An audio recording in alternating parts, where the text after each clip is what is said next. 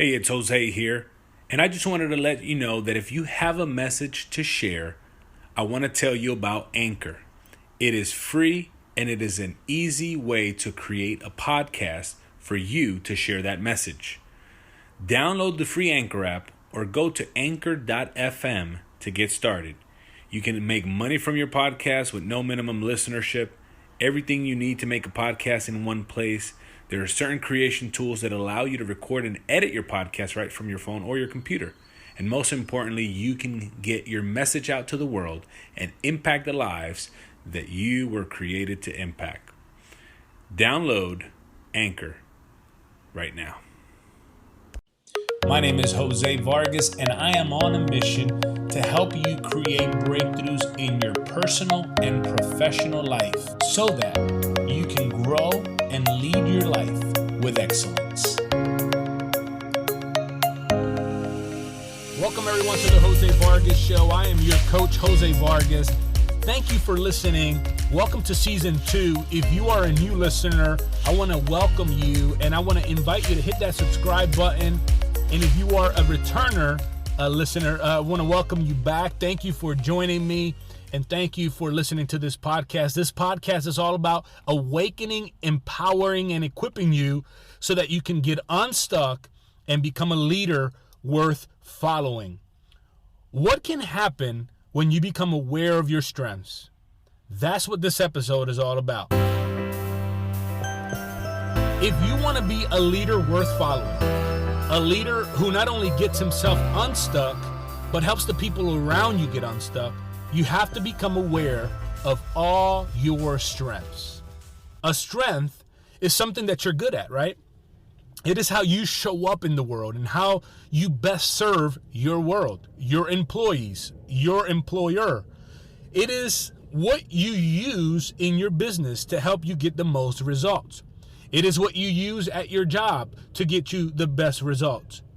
It is the thing that at the core of who you are, you have a unique set of strengths that when you are aware of them and use them to full capacity, you will give your best in your organization. And oftentimes, we're not using our strengths because we're not aware of them.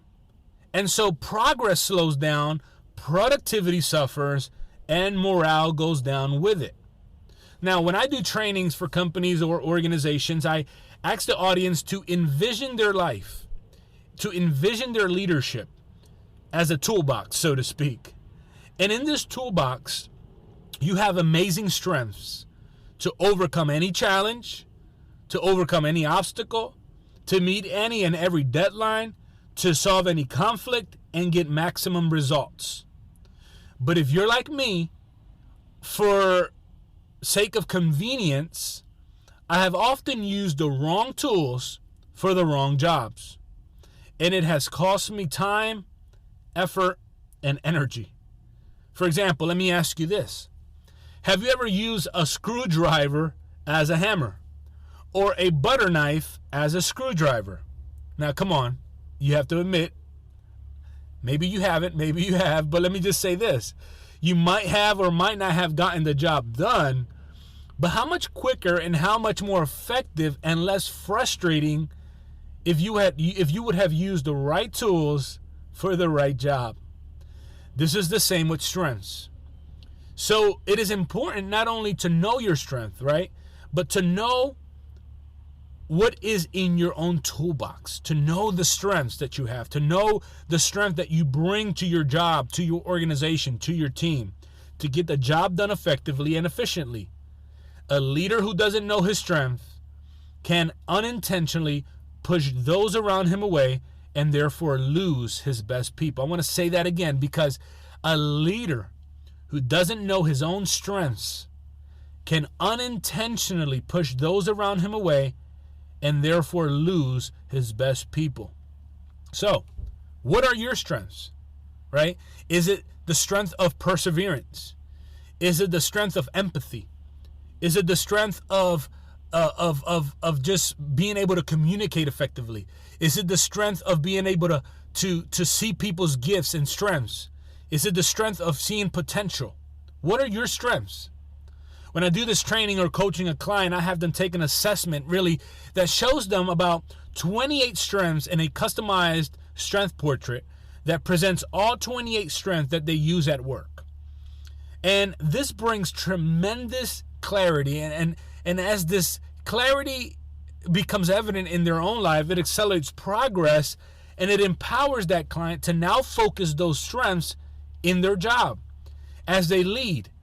And if they have a team, they can now have their team take the assessment to position each team member. Imagine this, each team member in the places where they're the strongest in, so that the whole organization can win and see bigger and better results.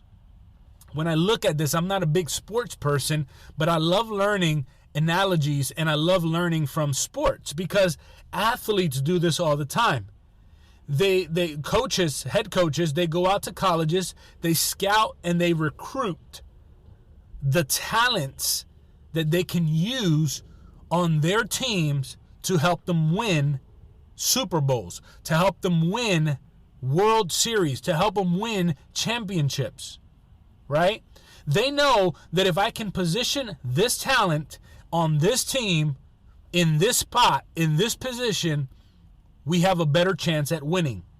And I want you to look at that in terms of your own leadership journey, personally and professionally, that if you understand your strengths, if you become aware more of your strengths and have a clear picture of your strengths, you can position yourself within your organization to do what only you can do to maximize productivity, maximize results, and imagine what will happen if you use that same approach and look at your team and say, okay, Bill and John, Susie and Sue have these unique strengths. What if I position them where they're the strongest in? Imagine the acceleration that will take place in your life and in your organization. But what happens when we don't operate in our strengths? When we don't operate from strength, it creates conflict for ourselves. You know this, right? It creates conflict for those we lead. It creates a clash. People dislike their jobs because they're not operating in their strengths. They're bored in their roles. Now, if you're leading others, you can't seem to get the best from your team. You're frustrated. You're wondering, how can I get the best from my team? And because in essence, if you're leading people who you don't necessarily know what their strengths are, it's going to frustrate everyone. But imagine if you began the process of learning all of your strengths, not only those that you possess, but those who your people, the people that you lead. Imagine if you can learn their strengths. Imagine if you can get a portrait of their strengths. How would you advance? How would your organization thrive? How would you thrive in your role, in your organization? Right? How you would have better relationships. You would have better productivity. You will have better results. You'll have happier people showing up to work. Therefore, happy environments. Your profits will soar. Your conflict decreases. And people are using the right tools for the right jobs. No longer are people going to be using butter knives as screwdrivers, but they're going to have the right tools because now they're aware of them. Now they are aware of what they have in their own toolbox, what they've been gifted with by God to use on their daily roles, in their jobs, in their careers. And this is the power of knowing and becoming aware of your strengths. So when a leader doesn't know their strengths and their people don't know their strength, everybody pushes their strengths too far because they're not aware that that is a strength. So because they're not aware, they overdo it and it causes conflict for them and the organization. And you know as a leader that when there's conflict in an organization, things begin to slow down. You have to pause and address the issue. You have to pause and address the problem. You have to pause and address that situation. People leave the organization. People are hurt. People are conflicted because no one is aware of their strengths. So, for example, one of my top strengths in this assessment is I have the strength of perseverance. And this is evident in my life, in my personal life. This is evident in the things that I have been able to do in my leadership journey. I have the strength of perseverance. This is a good strength, right? I see an obstacle and I try to overcome that obstacle. I'll go around it. I'll go over it. I'll go through it because I have the strength of perseverance. But now, if I overuse this strength, say because I wasn't aware of it as a strength, then to those around me, it will be perceived as being stubborn. In other words, when my strength becomes overused because I am not aware of it, it is perceived to others as a weakness. And if other people are perceiving me as stubborn and not understanding that that is my strength, then it's going to create conflict to the very people that I'm trying to serve.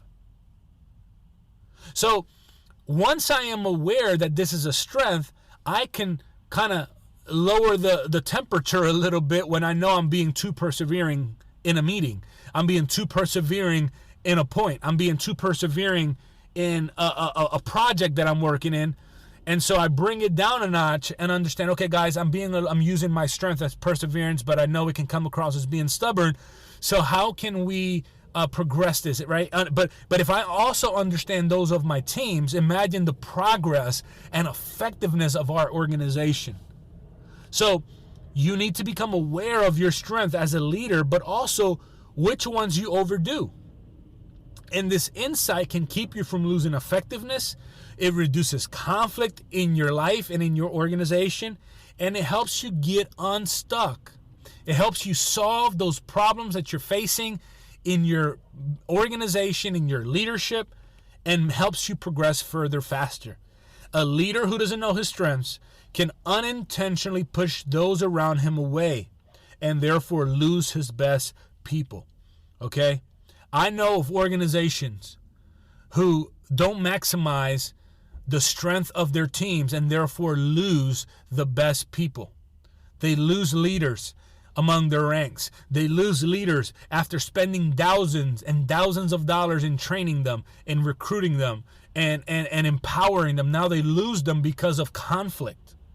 So I just want to say this, that if you want to learn your strengths or that of your team, then I invite you to take the assessment today. You can go to my website, reachinghighernow.com, and schedule an appointment to take your assessment. It takes 30 minutes or less, and you will get a complimentary 45-minute one-on-one session with me that I can also help break down your assessment in detail, and it could literally change your leadership and your life. Again, a leader who doesn't know his strength can unintentionally push those around him away and therefore lose his best people. So let's recap before we conclude. Become aware of your strength as a leader. Use those strengths for maximum impact, and don't overuse those strengths so that you can avoid slowing progress and creating unnecessary conflict. And remember that it takes time and it takes work. But together we can become a leader worth following. You don't have to remain stuck. You don't have to put up a front, but you can take actionable, practical steps to get your breakthrough and not just accept your life, but lead your life towards excellence and towards impact. Because isn't that what we want? We want to have impact in this world, and we want to impact the people in our lives. I want to thank you for joining me today. Please share this episode with another leader, and I'll see you soon. I want to take this time to thank you for being a listener. I would love to hear your thoughts or questions. Make sure to follow me on social media. Send me a message. My handle on Instagram is @ReachHigherNow or on Facebook.com/ReachingHigherNow. Also, be sure to download my free resource for you, the top 10 reasons why people listen to you and why they don't PDF at reachinghighernow.com/podcast, or go directly to the link in the show notes below. Thank you for listening.